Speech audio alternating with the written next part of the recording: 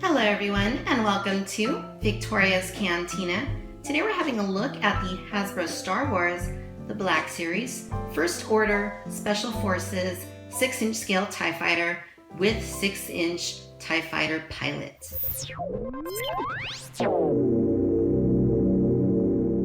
Alright you guys, so first up I gotta tell you my setup here is very different today than what it usually is.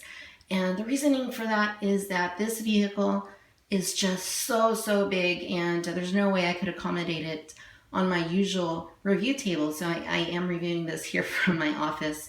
And I'll just give you a look here at the ginormous box that it comes in. This thing is gruelingly large. Very huge box. Unbelievable that something like this even exists. Very intimidating, and if you've seen this in the toy aisles of your local store, then you can attest to how huge this thing really is. Packaged there on the lower right is the 6-inch scale figure, just to give you an idea initially how big this vehicle is going to be. Box art itself, pretty typical for Black Series. You get some pretty good looks there at the TIE Fighter, and overall the style of the box art is pretty nice. The figure itself is just kind of packaged there on the side, that way you can see him. The back of the box gives you a look at the vehicle and gives you some information there about it. You can basically just see that it has some info there. If you want to read about it, feel free to pause and do so. And then you get a look here at the vehicle itself, and then a picture of the vehicle next to the figure, which is very dramatized in the opposite direction because the vehicle's way bigger than that. And some looks at some features for the vehicle itself. And I gotta say, this thing is impressive. It's very daunting. It is very intimidating because of its size, but it is also flawed. And we're gonna go into what is good about it and what is not so good. So first up, here it is from the front. As you can see, it's colored kind of like a blackish charcoal kind of color. It's got some red on one side. It's kind of like a deeper sort of red that's kind of dirtied up looking.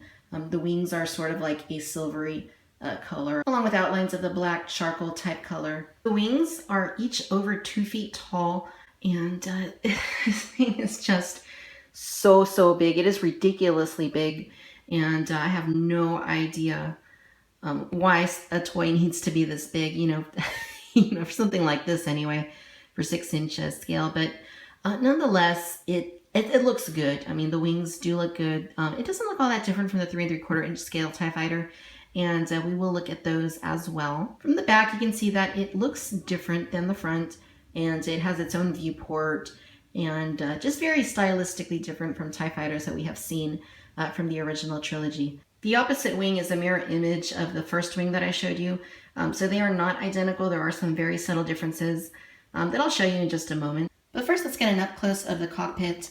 As you can see, the cockpit looks quite nice. It's got kind of like a clear plastic for the glass, which is a little bit hazy. I'm not so sure my camera's going to pick that up. Maybe right there you can kind of see it. There are some smudges on the glass, some light abrasions. It's a mass-produced item. I guess that's expected. The glass itself is kind of like a brownish sort of color. You get very nice outlining here by these silver bits. It still looks like a toy. I mean, it's very obviously plastic, but it still looks pretty good. But it doesn't look like a model or anything like that, or a prop. It certainly does look like it is a mass-produced toy, even though it is nice and large and detailed. You get kind of like I was saying, this reddish color here that's kind of painted in a way to kind of make it look worn, and I think that looks pretty cool. You get your door up here for the cockpit, and there are some more windows up there, and you open it just like that, and looking inside, you can see that there is a fair amount of detail in there. Again, it still looks like a toy. They didn't really give it any metallic paint, which would have really benefited it. But for what they did, it looks pretty decent. You can see the controls pretty nicely in there. They look good. You get a front seat and a back seat, one right in front of the other. And it kind of has like this little sort of grip thing right here, so you can hold onto the figure's torso. And some little details in there, like some little view screens and some grips and handles and stuff. All in all, it does look pretty good, but I certainly think that some metallic paint would have made it look a little bit more realistic, and I think they should have done that at this price, but for what they did, it does look good. And I'll go ahead and flip it over so you can see the front seat right there facing the front window. And again, very similar detail to what you see in the back seat, but you know, could have been better, but you know, it is much an improvement over the 3 3/4 inch scale First Order TIE Fighter. Now the body of the vehicle itself plugs in here to the wings, which begin right here with this cone type piece, and that is attached to the wings. Unfortunately, this is a one-time assembly, which isn't mentioned anywhere in the packaging or anywhere in the instructions. So you do have to be ready to commit to this when you are going to be assembling it, because it's a one-time deal. The only way that I could see you could possibly maybe disconnect it afterward is if you took out these screws. I anticipate that if you did that, you would be able to somehow get it out. But as far as getting the whole wing, you know, with the cone off, you know, that's not going to happen, unfortunately, without breaking it or something. You do get an antenna right here, and it looks to me to be more of a gun. And I know in the 3 3/4 inch TIE Fighter, you can bend it, like to make it look more like a gun. This one I can't get to bend. It looks like it should be able to with the screw that it has there, but it's just not happening. You can't spin it around though. And down here at the bottom, you do get these, those look like blasters right there. On the 3 3/4 inch scale TIE Fighter, those are blasters that you use for, you know, launching the missiles. But on this one, nothing launches. And then you do get a rotatable turret down here at the bottom. And I'll give you a close-up of it here. It looks pretty good. Not a whole lot to it. It's just a very simple thing that you install by pushing it into its socket. Underside of the ship, it looks quite good. And the wings themselves are the biggest issue for this vehicle. The wings themselves are made out of this plastic that is not like the good stuff that Kenner used to do, nor is it like the stuff Hasbro used to do less than 10 years ago. This is just like a very, like, you can see it right here, it flexes. And it's not entirely sturdy, which, you know, I kind of expect that, but they could have used a more rigid plastic, because, you know, this should not do this sort of thing. And for me, and I anticipate most people from what I've read online and, you know, other video reviews that I've seen, the biggest issue is the wings because they are warped. Unfortunately, Hasbro does not pack this with any styrofoam encasing around the wings, which they should in order for them to keep their shape. And as you can see right there, the wing is not perfectly flat. You can see the curvature there on top. The other side has that kind of curve to it too. The panels themselves, like, they're not perfectly straight. This one kind of curves in there at the bottom. It's just very, very unfortunate. At $170, which is what they're asking for this thing, it should be flawless. And it comes in a huge box, but it's just unfortunate that they couldn't put some kind of protection in there. I really think that styrofoam would have helped prevent this, but also if they just would have used better plastic, there would be no warping on the wings. I mean, as it is, it's not incredibly noticeable. Like, if you see it for the first time, you might not say, oh, the wings are still warped, but you can definitely see it. Like there on the wing here on the right, you can kind of see it in that middle portion down the bottom, how it kind of curves in.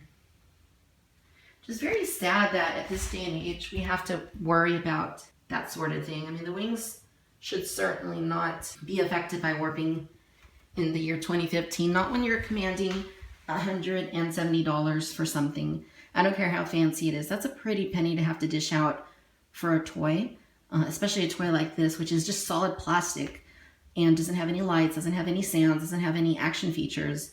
That really should not be an issue here whatsoever. But the wings themselves do look quite good. They are detailed very nicely. You kind of get like, you know, the sort of solar sort of look to them, like solar panels. And they look pretty good. And quite a bit of detail there at the center of the panels. And this is kind of what I used when I was trying to figure out which way to orient these wings, because there is a correct way. And I was actually at Disneyland at their Star Wars launch bay that they have in Tomorrowland a couple of days ago. And I took some photos of one of the screen used props, at least I think it was screen used, that they had on display. And I used that as a reference in order to orient this with you know, how it should have been, at least according to what it should be in the film, I think. And I'll show you a photo of their prop here.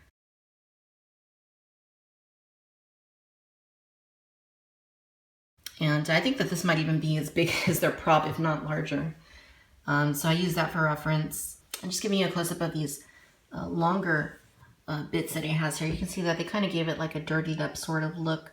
All right, so now as for the figure that comes in this set, we have the 6-inch scale First Order TIE Fighter pilot.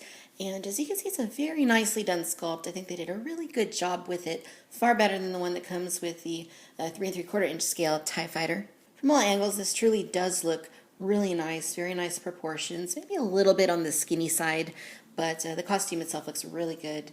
Like with many super articulated figures, you can see that the arms do kind of stick out a good bit away from its body. That's something that we've grown accustomed to, but that is one of the benefits when you have a simply articulated figure, is that they don't tend to have those issues. But the TIE Pilot is very nicely articulated and comes with one accessory. Just give you a close-up here of the helmet. As you can see, it looks very nice. The paint is a little bit imperfect. You can see there's like a little bit of like a black blotch right there over that red stripe. And it does look a little bit spotty, I guess, in some areas. But for the most part, it's quite nice. And it looks exactly like the TIE Fighter pilot that we saw in the very first teaser trailer for The Force Awakens. And, by and large, it is a very nice sculpt. It seems to have some sort of like a blast shield or something here on top of its head, which does not move. Sculpt work on the figure is really good. Again, you do have some little issues with the paint, but I really do like those red stripes. The little silver details, I think, are very nicely done. Moving on to the rest of the armor, you can see that they did a really good job bringing it about. I still feel like this figure looks a little bit on the skinny side, but, perhaps it is, completely accurate to the film. The chest panel here, you can see, has some nice controls and knobs and stuff, like the original TIE Fighter pilot costumes. There's a bit of there's one hose that goes along one side of the outfit connecting to his helmet, and you get the First Order logo there on his shoulder. Both shoulders, actually. On the back, you see what looks to be very similar to the First Order Stormtroopers, the circle with the two little lines. And you can see that it is very, scuffed up and scratchy looking. I don't think that it should be like that. It's a little bit bothersome. The flight suit underneath has some really nice detail to it, nice wrinkling. They did a really good job with that. The belt looks quite good, also similar to the First Order Stormtroopers. And then the arms look really good as well. You can see it has some detail there in the armored bits. The legs themselves look quite good. You get some pockets and stuff there in the flight suit. And the boots, look pretty simple, but, definitely adequate. And the way of articulation, this figure has a ball joint here at the head. It's also got a bend there at the neck, so you can bend it all the way down, though it doesn't have a whole lot of movement, unfortunately. You get ball joints at both of these shoulders. And like we tend to see with the 6-inch scale trooper figures, they are a little bit hindered. At least the left one is hindered by the armor there that it has, over its upper torso. So, this one seems to move a little bit better. You can move it up, but this one doesn't really achieve that level of movement. You have ball joints at both of the elbows. You have ball joints at both of the wrists, so you can move them forward and back and up and down and around. You have a ball joint here at the torso, ball joints at both of the hips, so they don't get a whole lot of movement due to these straps that connect the legs right there to the belt. You have swivels at both of the hips. You get your double bends there at the knees. And then you have ball joints at both of the ankles along with rocker swivels. So by and large, it is very nicely articulated. In the way of accessories, the TIE Fighter pilot comes with a blaster pistol, and it's very simple looking. It's black with a little bit of shiny silver paint. Unlike with the other First Order figures, you cannot attach this one to his hip, which is kind of a little bit of a downer since, that's very convenient of a feature on the other ones, but I suppose that this is movie accurate. At least that's what I'm hoping, and perhaps that's not why, but it'd still be nice to be able to stow it somewhere.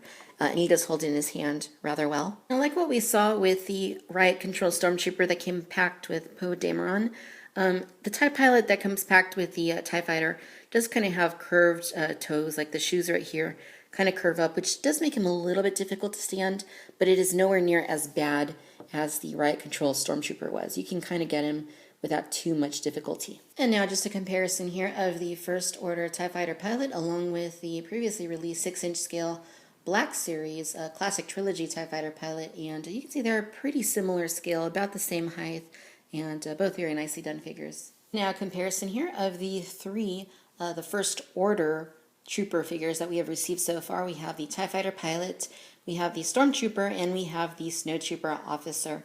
And of course, it just came to light this week that the Flame Trooper is also going to be released in the near future. So all in all, the First Order TIE Fighter pilot is a very nicely done figure. I think it fits in quite nicely with the other First Order troopers we have gotten. And it's cool that they're going to be releasing a standalone version of this character without the red stripes on the helmet, which is great for those that don't want to get the 6-inch scale TIE Fighter. All right, you guys, now as far as getting the figure in there, it is a major pain in the ass to get him in there. It took me at least a good 15 minutes to figure out what I needed to do in order to get him seated, but as you can see, he is in there. The legs, I kind of had to contort in a weird way in order to get him fully in there. Like I said, there are some brackets in there you need to snap around his torso, and doing that's pretty difficult.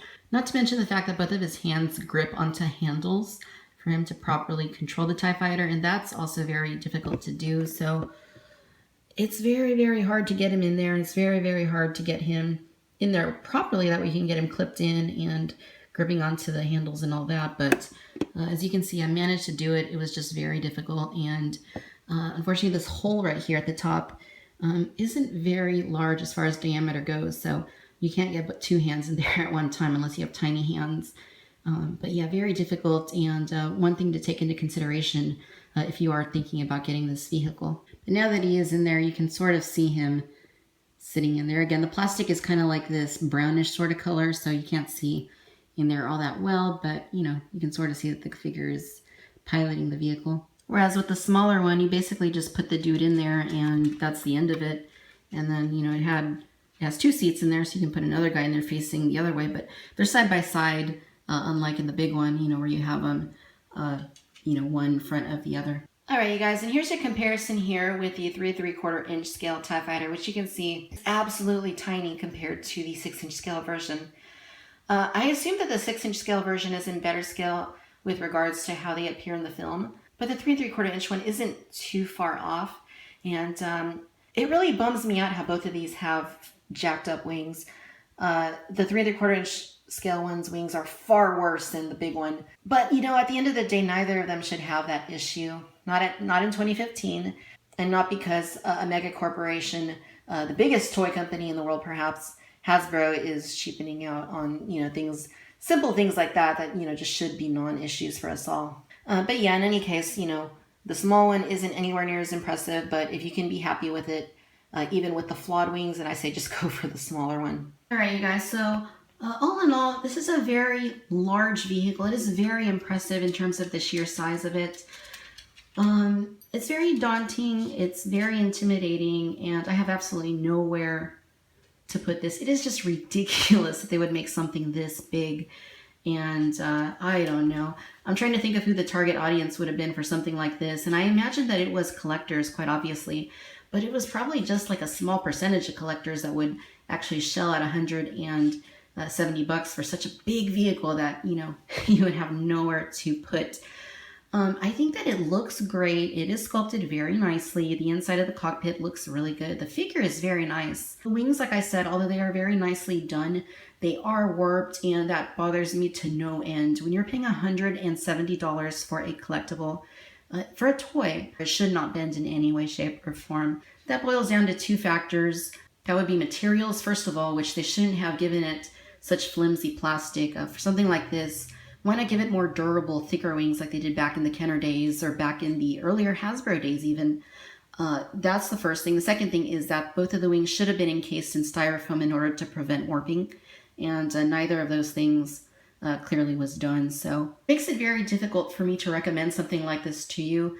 I did get mine on sale through Amazon when they were running one of their deals of the day, and I actually got it for $114, which is a steal compared to $170. So for a price like that, I really don't think it is too bad. I just kind of feel like $100 for me personally would have been more of a sweet spot, but I mean, I can see why it might not have been. It's a huge thing. I'm sure it costs a lot of money for them to manufacture and a lot of money for them to ship, especially since they only come packed 1 per case. And it seems like all the retailers I've been to only have 1 out on the shelves at any given time. So it does take up a lot of retail space. All in all, you guys, if you have to have this, I would say, you know, go ahead and get it, but I really cannot recommend it to you. There's just absolutely no need for something like this in your collection unless you are a hardcore Star Wars fan and collector, which I consider myself to be, but not to the end where I would need something this big. It's just way too large, and I have no practical use for something like this, or I have nowhere to put it. So I'm not even sure what I'm going to do with it. I'm not sure if I'm going to keep it, if I'm going to return it. I don't know what I'm going to do. It's just really, really big, and the difficulty that I had with getting the figure in there and getting it to be positioned properly was a pain.